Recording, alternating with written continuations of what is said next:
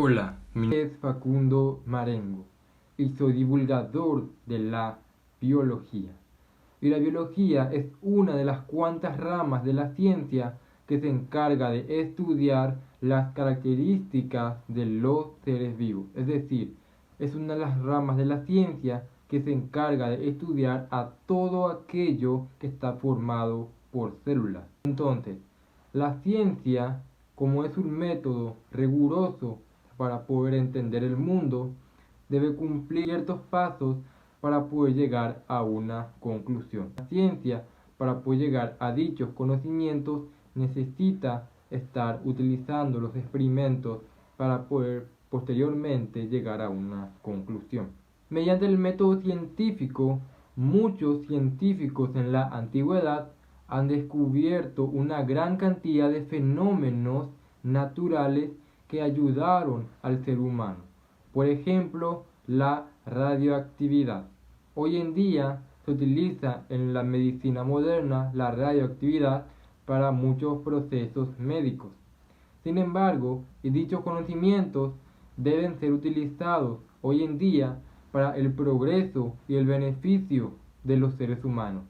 Sin embargo, mucho antes de que la ciencia se estandarizara los conceptos de bioética para poder solventar la vida de muchos seres humanos, a lo largo de la historia ha utilizado dichos conocimientos para dañar a otros individuos, para dañar a sí mismo como especie.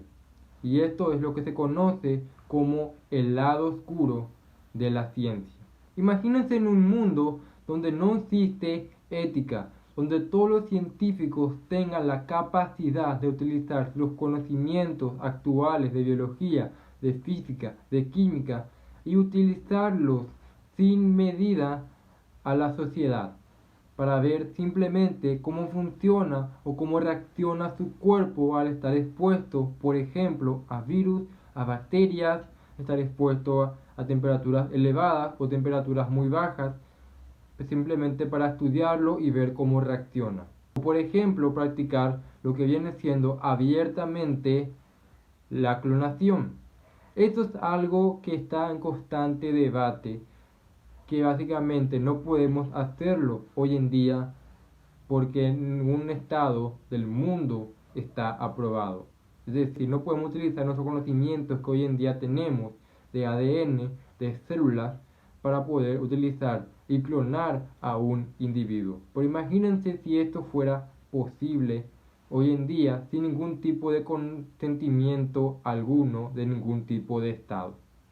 Pues básicamente esto es lo que se ha hecho hace muchos años atrás y dañaron a los seres humanos como conejillos de India para poder saber cómo funciona el cuerpo humano al estar expuesto a dichas condiciones extremas a lo largo del tiempo. Dichos experimentos se realizaron en 1936 en Harbin, al norte de Japón.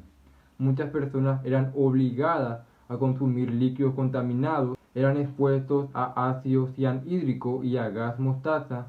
Muchos de ellos también eran expuestos a temperaturas muy elevadas. A los individuos se utilizaban como prueba tirándoles granadas para ver hasta cuánto soportaba el cuerpo humano a una explosión. Entre otras cosas, se le inyectaba virus y bacterias para ver cuánto daño hacía ese agente patógeno dentro del cuerpo humano.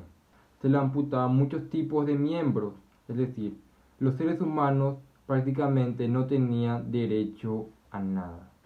Es así donde los conocimientos de la medicina en ese momento se utilizó para la destrucción de los seres humanos. Entonces la ciencia nos da muchos beneficios con experimentos atroces en años anteriores, por lo cual debemos estar agradecidos en cierta forma con esas personas que fueron sacrificados, obligados a sufrir ciertas consecuencias para que hoy en día podamos conocer cómo funciona el cuerpo humano y también la naturaleza que nos rodea. Entonces la ciencia tiene una doble cara. Por un lado, nos ayuda a conocer el mundo, pero por otro lado, Para conocer el mundo necesitaba hacer experimentos atroces con animales, plantas, individuos, etc.